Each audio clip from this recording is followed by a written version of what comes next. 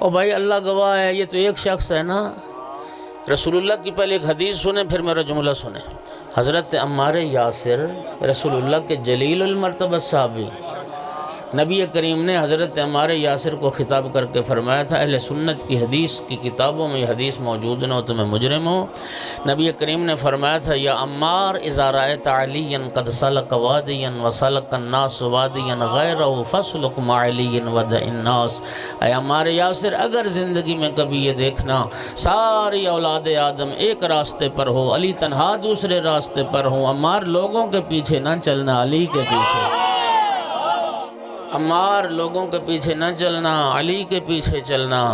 اگلا جملہ بڑا خوبصورت رسول اللہ نے فرمایا، اے عمار یاسر، جو علی کی راہ پر چلتا ہے مولا علی نہ گمراہ ہونے دیتے نہ ہلاک ہونے دیتے۔ میں پیغمبر اکرم کی اس حدیث کی روشنی میں یہ جملہ کہتا ہوں، خدا کی قسم وہ ایک شخص نہیں، علی نہ ہوتے وہ ایک صرف ہلاک نہ ہوتا، ساری امت ہلاک ہو جاتی اگر مولا علی علیہ السلام نہ